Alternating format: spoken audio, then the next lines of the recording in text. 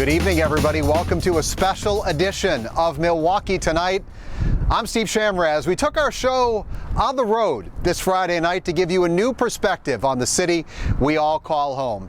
From here, that perspective is 328 feet in the air. I am on top of one of the newest additions to our city's skyline. It's the BMO Tower, 25 stories tall. This building just opened last fall. Earlier this year, the Milwaukee Business Journal named BMO Tower its Real Estate Awards Project of the Year. This building cost $132 million, and we are honored to be standing on top of it tonight. Our team is scattered on rooftops across the city of Milwaukee. Delaney Bry, she is on top of the ballpark. She's at American Family Field with our city's retractable roof. Cassandra McShepard, I can actually see from here. She's at the Kimpton Journeyman's rooftop restaurant, The Outsider, just a couple blocks away. James Groh, he's talking about green roofs. He's at Rockwell Automation's Allen Bradley Clock Tower. Brian Goddard joining us from one of the newest additions to our city's skyline. That's down in the Harbor District, River One. It overlooks the Kinnickinnick River. And Vince Vetrano, probably asleep at this time of day, but he left us a fun story about a Bayview roof that continues to give passengers grief as they land at Milwaukee's Mitchell International Airport. Well, here they all are. We want to start with our friend Cassandra McShepard. She is going to tell us about rooftops that anybody can get to and, you know, Cassandra, have a lovely beverage or two on a gorgeous Friday night like this. Steve, I am so glad that you mentioned that because this place has wonderful beverages and food. I am at the Outsider, atop of the Journeyman Hotel with food and beverage manager, Catherine Holt. Catherine, thank you so much for having us up here. Yeah, thanks for joining us. It's a pleasure to have you. So I am talking about rooftops that are accessible to you. Everybody can come and enjoy this. What do you want people to know about the Outsider? I want people to know we are open 7 days a week. We just started our Sunday summer series with live DJs from 3 to 6 every Sunday. And we rolled out our new cocktail menu. It's a riff on classics. We also have Tre Rivali, which is on the first floor. Come for dinner and then come up to the Outsider after and have some drinks.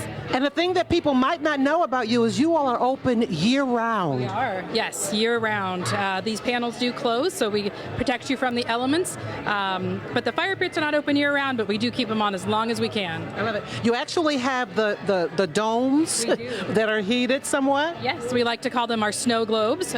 You can sit outside, they're heated, get a full drink, snack experience, and enjoy the winter without having to be frozen. I love it. I love it.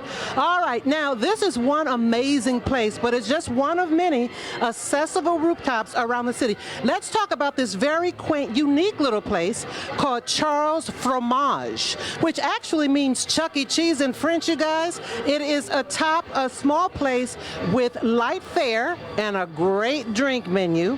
And let's go now to Cafe Benelux. We have known and loved this place. They boast a Belgian menu with what they call scratch food. And I'm going to assume that they're making everything from scratch, with, of course, full bar menus at both. But, as I said, I am chillaxing at the Outsider, atop of the Journeyman. Steve, and I'm waving at you, I think. Hey, Steve. Hey. Hi, Cassandra. We are just right up and down Broadway from each other. Cassandra, leave it to you to find a classy spot to hang out on a Friday night. Thank you so much, my friend. You can find On Milwaukee's list of nearly 20 different rooftop patios here in Milwaukee. That's online at onmilwaukee.com. We got a little bit of summer left, everybody. Get out there and check it out. All right, now to our ballpark fitted with a crown of sorts. American Family Field, yeah, it has the roof that opens and closes, and that's where we find our Delaney Bry.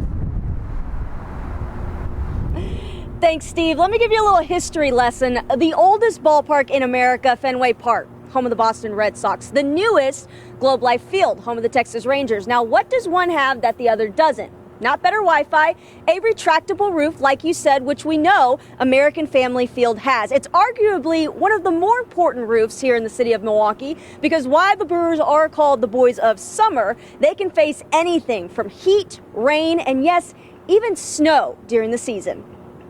For the Milwaukee Brewers, it's not just opening day that can bring some frigid temperatures.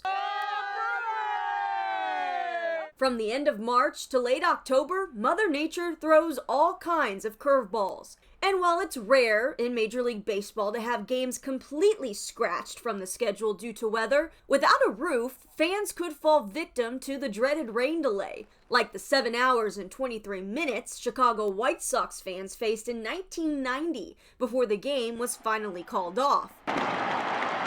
And let's be honest, while the frozen tundra is a magical place for football, seeing bats literally turn cold, not ideal.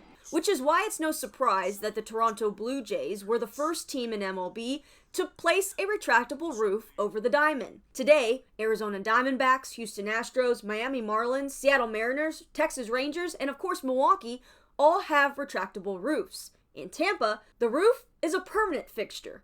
As old fences are replaced throughout time, it makes sense to have some options, meaning American Family Field might not be North America's only fan-shaped convertible roof for long. But what it will always be is a great and dry place to play ball.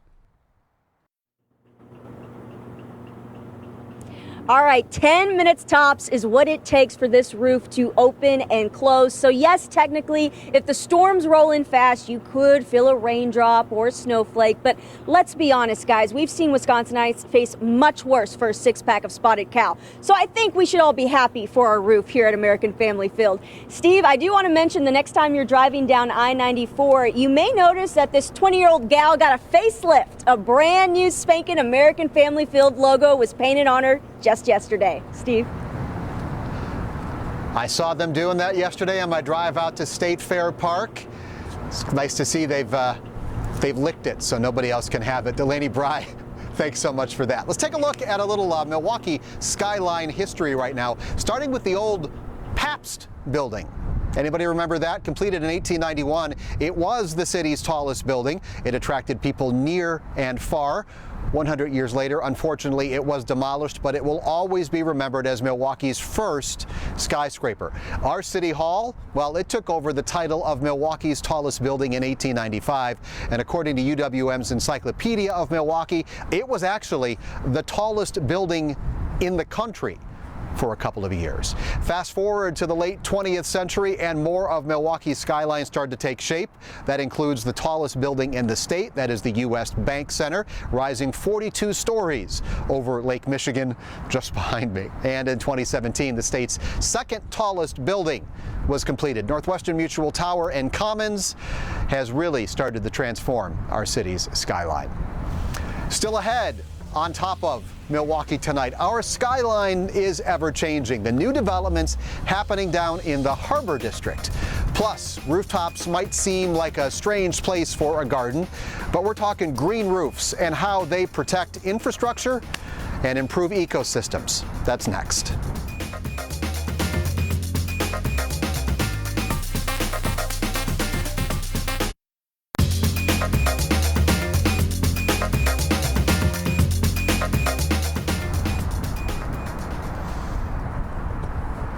One of the next high-rises expected to grace Milwaukee's skyline is the Couture. We've been talking about this thing forever. It's expected to be completed now in November of 2023. Construction finally started this past spring.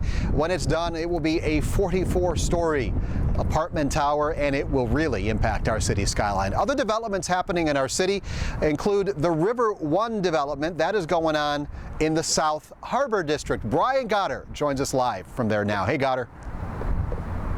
Hey, it is a gorgeous building. I know many of you have seen it. Have you been driving up and down 94 over the past year or so as they've been building it? And Michael's Corp has done a fantastic job. I'm joined with Matt Fahey here, who's in charge of trying to help this campus out. Yes, exactly. And great to be on the Michael's rooftop deck here, as you can see. Oh, that's great. But this development is unlike any that Milwaukee truly has ever seen. It really blends a great mix of uses from what we're standing on, which is Office Building 1, the office tower we have, where Michael's occupies the top 3 floors, and then we have 4 full floors of availability for future tenants. For anything we want? Weather Center? Anything you want. Yeah, we'd welcome it. But we're really excited because those tenants just get to be a part of a great campus. Across the way, we have 95 residential units that'll be ready for next year, early next year. And then we have a hotel site as well, and then a potential next office building too right below us here.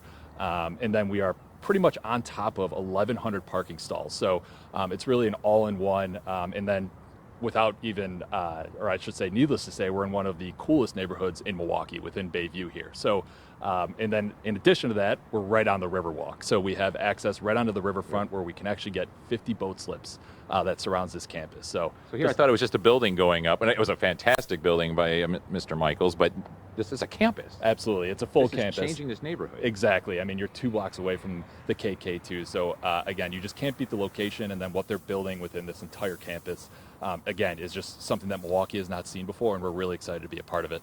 And for these apartments, you are on the river, so there's going to be access to that. You're parking underground, so you don't have to deal with Wisconsin elements. I mean, this is fantastic. Yep. Thank you very much. Absolutely. This is great. And also, the water that they use, the runoff of this building, they're used for the planters, which are all over this building, and then they filtrate that and then put it back into the river system. And Mr. Michaels, I know you're watching. I think your building is perfect spot for a new weather cam. We'll talk. This is look at that view. And my buddy, Gro, I see you over there at Rockwell. What's up, buddy? Hey, how you doing? I love that you're talking green infrastructure, because that's what I'm going to talk about. Did you know that on top of a lot of Milwaukee rooftops, there are different gardens? And you might think that's a weird place to put a garden on a rooftop because nobody can see it. Well, actually, they serve a really important purpose. Oh, the green roof was designed to save up to 1 million gallons of water a year. We can say that over the 10 years we've had it, it's actually surpassed that performance. So around 11 million gallons in total.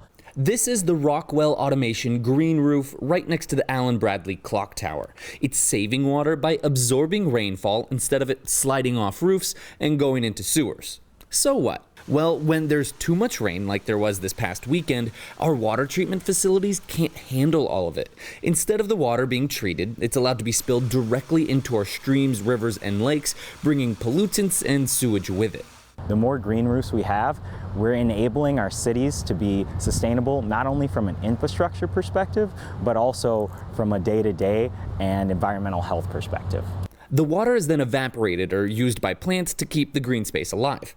Who would have thought something as simple as this field could have such a big impact? Well, actually, a lot of people, like the staff at the Groman Museum in downtown Milwaukee. We could save about 50% of that water from running into sewers and drains and going to waste effectively. Their green roof is also a sculpture garden open to all museum goers. So we display the art of industry and engineering. You end up with an interesting juxtaposition of 18 bronze statues commemorating the history of labor and work next to modern environmental practices. Well, I think it is great to have these urban oases. Now, in fact, there are 68 different green roofs across Milwaukee. Now, to help out, you don't need a green roof, although that's great. All you need to do is take out a jug, a container, anything that can catch water, put it outside the next time it rains to catch that rainfall, and then reuse it for another purpose. In Milwaukee, James Groh, TMJ4 News. I know a lot of people who use rain barrels to help water their gardens. James Groh, I can see you from here too. Thanks, buddy. Coming up, welcome to where? The rooftop that has been confusing travelers flying into Milwaukee for decades and continues to this day. We'll show you that next.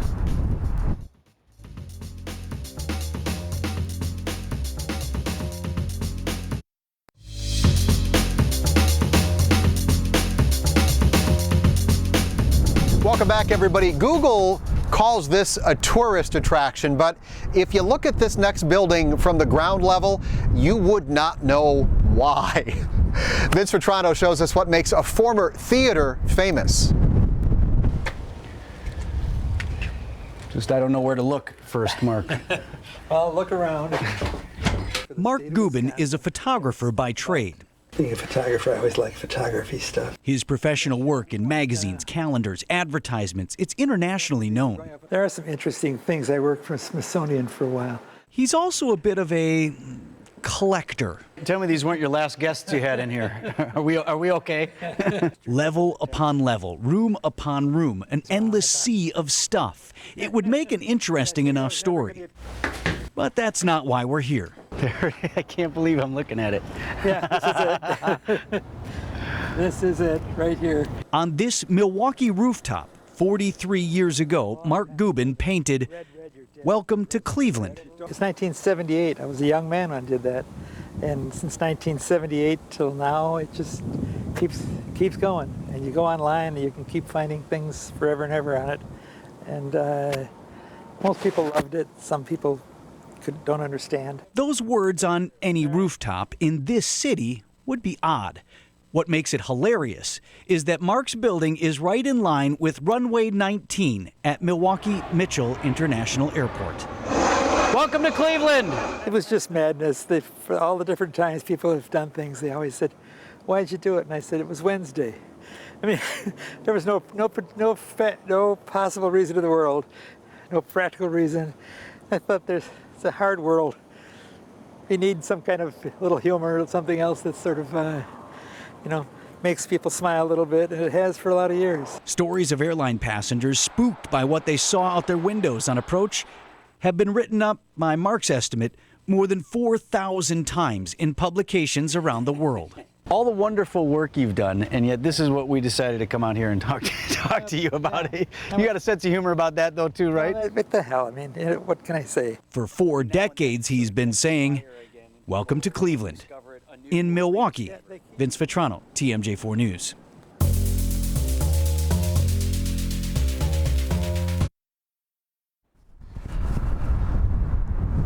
I don't know if you can get where I am. I doubt it, but you can take a rooftop tour of Milwaukee. Doors Open Milwaukee is coming up. It's September 25th and 26th. More than 50 buildings take part. It allows you to appreciate our city's architecture and history. Virtual tours are September 24th through the 3rd of October. Thank you so much for joining us for this special edition of Milwaukee Tonight, as we've appreciated our city from a whole new perspective. Thank you to the good people at BMO Tower for letting us up here. I will see you for the news at 10 from ground level.